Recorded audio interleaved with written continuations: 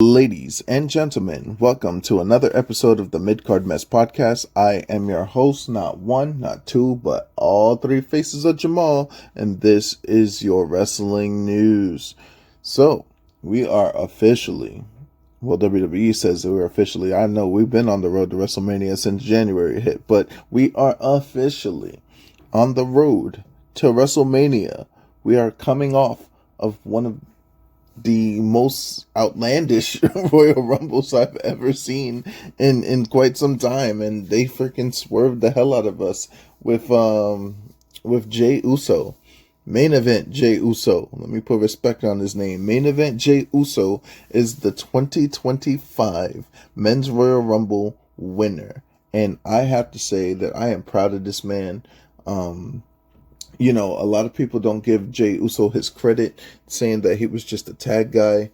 A lot of people thought that Jimmy, like a few years ago, actually, not a few years ago, around 2016, 2017, I was like, Jimmy was going to be the breakout guy, especially when Jey Uso got hurt, a long time ago type stuff. But, it ended up being Jey. And then when Jimmy got hurt and, Jey Uso was the right-hand man of the tribal chief Roman Reigns, everybody's looking at Jey like, oh, maybe he is the right hand. What I'm saying? But now it's not about being the right hand. It's about being the main event. And that's what he secured by winning the 2025 Royal Rumble match. He's clocked his ticket into WrestleMania 41 in Las Vegas against whoever the champion of his choosing may be. Yeah, man, it was just really good to see. He was crying in the middle of the ring, but you can understand it because this is all what hard work looks like. And me personally, as training to do this, as training to be a wrestler type stuff, I could appreciate how much hard work and dedication that man has put in. So, hopefully I could do and embody the same, but this is not about me. This is about main event Jey.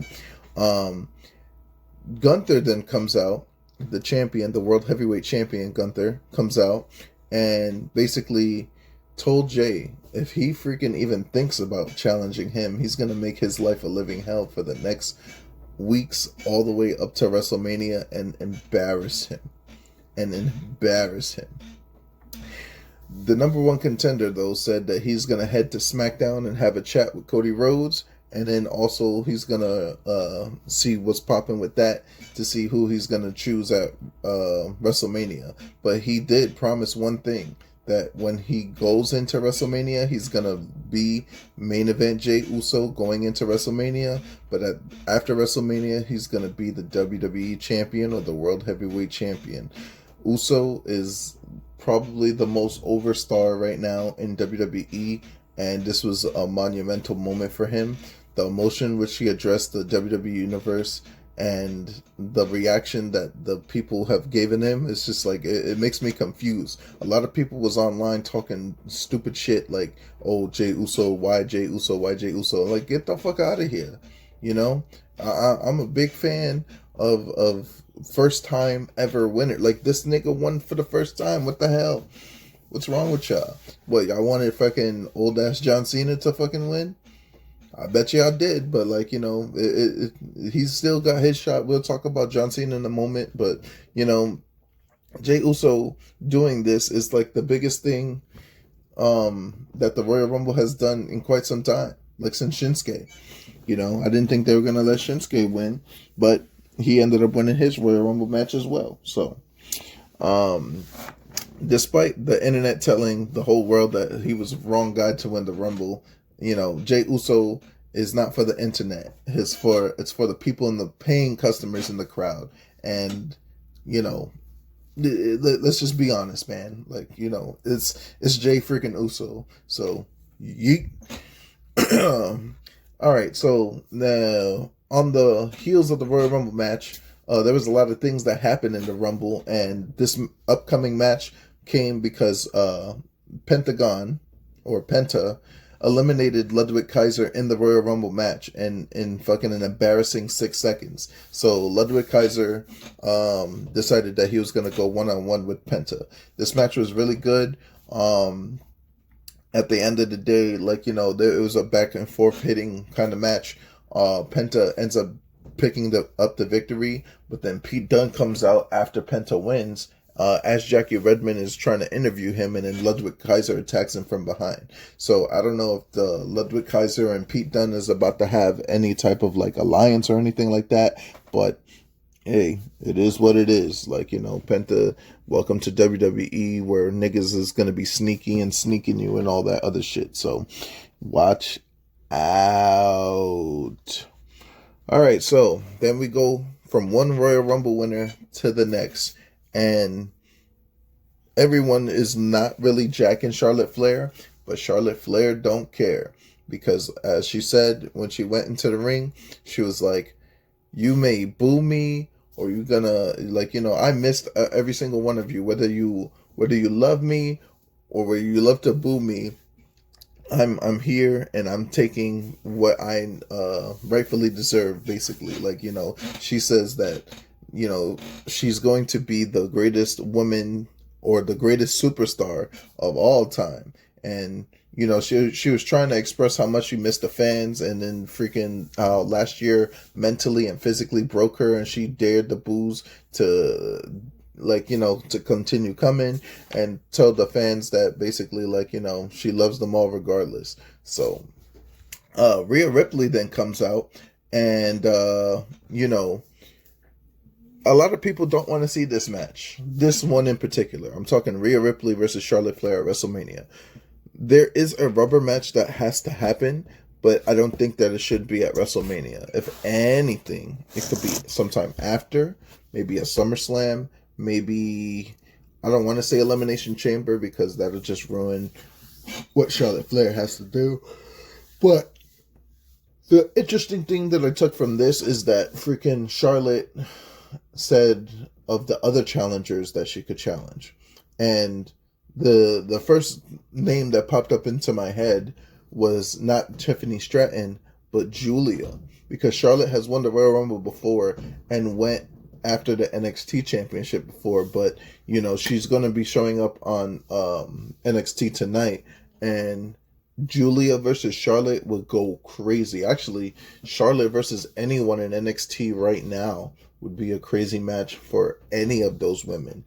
And I'm interested to see NXT tonight. So if you're not going to watch NXT tonight, you should, because Charlotte's going to show up, and then she's going to have to see what all of the NXT women's division is all about. Everyone from Jada Parker, Lola Vice, freaking Julia, Stephanie Vaquer, you know, what's her face? Zaria's there as well.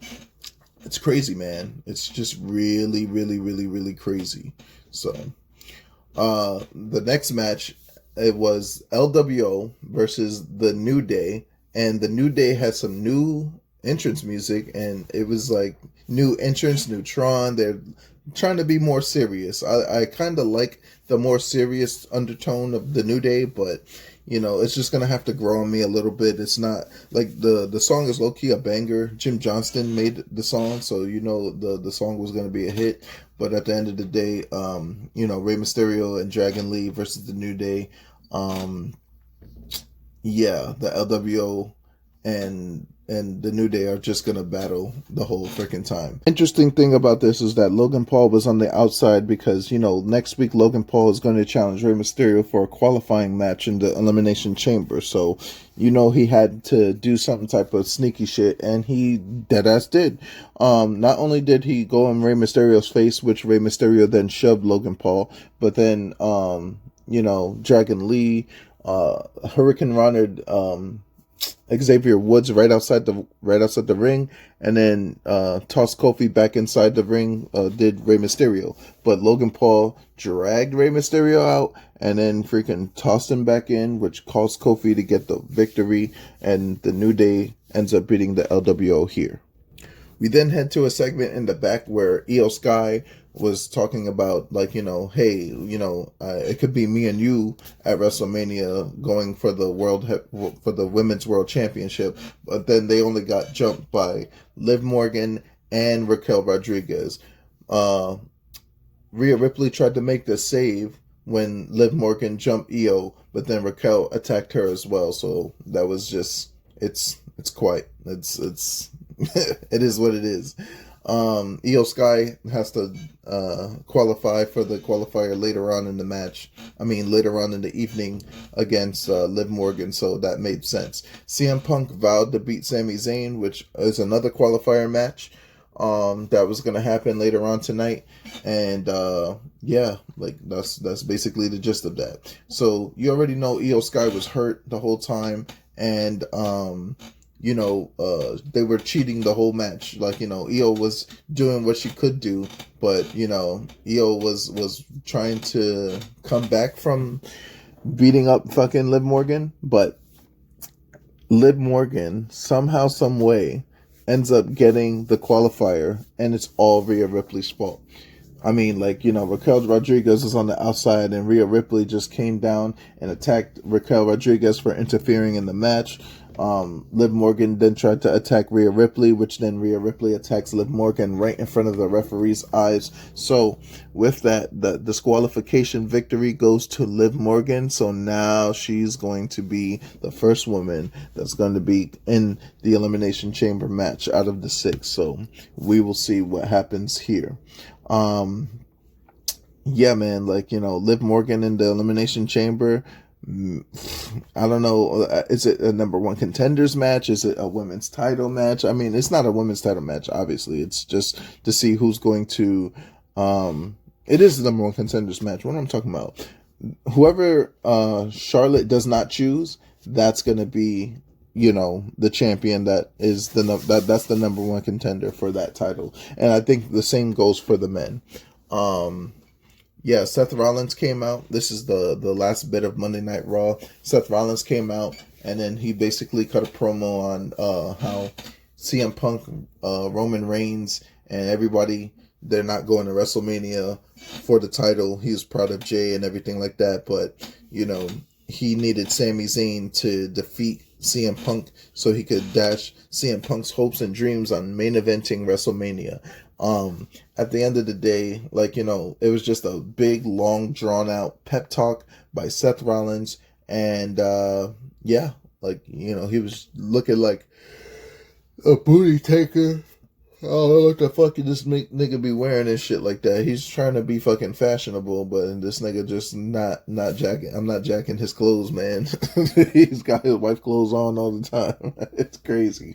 But, he basically had a huge pep talk to Sami Zayn, saying that he has to defeat CM Punk in this qualifier match so that way he could dash CM Punk's hopes and dreams on, becoming number one contender or becoming the WWE champion or whatever not. At the end of the day, Sami Zayn and CM Punk had a fucking banger of a match, but, CM Punk overcame everything and hit Sammy with the go to sleep. CM Punk advances to the Money in the Bank. So for the men's, not Money in the Bank, Elimination Chamber. So for the men's Elimination Chamber match, it's going to be CM Punk, John Cena, and 4 other superstars. And as for the women's, it's going to be Liv Morgan and 5 other superstars. So we'll see. And that was Monday Night Raw. The road to new beginning continues for New Japan Pro Wrestling. They are going off the back. They're going to have their big event. I keep mentioning it. Zack Sabre Jr., Hiroki Goto, IWGP Championship. It's going to be February 15th, I believe. It's going to be on the 15th. So be on the lookout for that. But these are the road to new beginning. And there's just a lot of things going on, furthering storylines and everything of that nature, such as Jeff Cobb and Phantasmo is going to wrestle at New Beginning for the television championship. So they had a match, the United Empire versus El Phantasmo, Jado, Master Wato, and Shota Umino. in the beginning of the night, they had Daki Nagi and Togi Makabe, who defeated Hiroshi Tanahashi and Katsuya Morishima. I'm sorry, he's brand new, so like he's got like the black tights with the black boots and everything like that. I already mentioned that United Empire defeated El Fantasmo, Jado, and Wato and Shota Umino. Los Ingobernables de Japón, represented by Hiromu Takahashi and Tetsuya Naito, defeated Oleg Boltin and Takumi Hanma. And, it just makes sense. I mean, Naito's old, Hanma's old, Boltin is young, and Takahashi is still at his elite level. So it just makes sense that LIJ would beat Boltin and Hanma. Bullet Club was on a tear this whole night. They had Sonata and Taji Ishimori defeat just 4 guys with Taichi and Taka Michinoku by disqualification. It's great. They have real life beef. I mean, Sonata turning his back on just 4 guys, or just 5 guys at the time, the people who made him world champion, is kind of crazy. And the fact that the relationship that Taichi has with Sonata is just insane, that Sonata is on Bullet Club now. Like, it's weird. It's a weird time. It's a weird time. Then Bullet Club also, like I said, they're on a tear. You had the War Dogs, Clark Connors, Drilla Maloney, and Gabe Kidd beating the hell out of Los Ingobernables de Japón and Bushi, Shigo Takagi, and Yota Tsuji. And it ended in a double count out, though. Like, there's just madness going on in New Japan right now. So eventually, I believe that Gabe Kidd is going after Yota Tsuji for his global championship, and then freaking Drilla Maloney wants a piece of Shigo Takagi or Yota Tsuji, and then Clark Connors obviously after Bushi and everything like that. So, the light heavyweight division is looking crazy. The heavyweight division looking crazy. So be on the lookout for that. Hiroki Goto bringing chaos, which is Goto, Ishii, Yo, and Yoshihashi. They ended up defeating TMDK, which represented by Harley Jackson, Robbie Eagles, Rohei Oya, and Zack Sabre Jr., the IWGP heavyweight champion. The main event of the evening was Kosei Fujita, who is one half of the IWGP Junior Heavyweight Tag Team Champions. Went 1-on-1 with El Desperado, and El Desperado eked out the victory here in a game. Kosei Fujita will be back, for the Junior Heavyweight Championship, but, man, oh man, Fujita might be the future of, the Junior Heavyweight division. So be on, it's crazy to see, because I remember when he was just a young lion doing nothing, and now to see him comfortable in his role with the Street Punks, with TMDK. He represented TMDK very well here, and unfortunately it wasn't going to lead to gold. He still has his IWGP Tag Team gold, but, at the end of the day, Desperado is just that nigga. So, alright, so we do have some wrestling news here. Not that it kind of matters, or if it matters or not. It has been reported that Duke Hudson from Chase U has been released from WWE, and I know my boys Marcus and Manny, and Marcus is having a field day with that piece of news. I mean, Jesus Christ, oh my God, that's crazy. Curryman, aka Christopher Daniels, calls his retirement on the Jericho cruise that I covered yesterday. Christopher Daniels is done to, Christopher Daniels is finished. He got packed up by Hangman Adam Page, so which means Curryman is also calling it a career at the end of the day. So, Big Booty Bailey is going to play in the NBA All-Star Celebrity Game in Oakland. So when the celebrity game happens, I'm going to be watching that shit. You already know. Big Booty Bailey's in the fucking NBA All-Star Game. That's crazy. And then, that is going to be just the wrestling news. I mean, there's always news going on and everything of that nature. I just came from training yesterday. learn how to lock up. And it's fun. It's fun to lock up. Like, just getting into it, just getting it's the most important part of the match, the beginning. So trying to make it believable and stuff like that. We did New Japan type workouts, so my body fucking hurts. I'm sorry, my body does hurt. Yeah, man, we did Japan workouts. We had a little competition, everything like that. My team was on the unfortunate losing end, and I'm just continuing the journey, continuing the dream. For those that have supported me, those that are continuing to support me, it's always gratitude here. Thank you. Like, share, and subscribe to the video. I know I'm not as good as some of these other podcasters, but I have a busy schedule, so I'm just trying to fit it in as I can. But the best thing that I can do is stay consistent. You tell me nothing. I don't care if 2 people like my video or whatever not. It's going to be consistent every single day. We are in February 4th. And I've been doing it since January 1st this year. So we're going to finish it out. We're going to finish out strong. We're starting out strong. We're going to finish out strong. So you guys know where to find me. 3 Faces of Jamal. You could Google it. And then this episode is going to be on SoundCloud. It's going to be on YouTube. Just be on the lookout for that, and I will keep you guys posted on anything wrestling news. For more wrestling news, if you want to peep it out, you could go to Ring the Bell podcast. You could go to Manny and Marcus, Untitled Manny and Marcus show.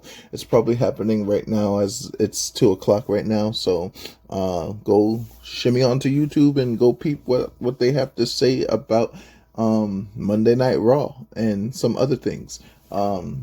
If you haven't already, join the Mid-Card Mess Facebook group. It's one of the best wrestling groups, if not the best wrestling group on the planet. So, yeah, man. I'll see you guys on the next one, and that's it for me.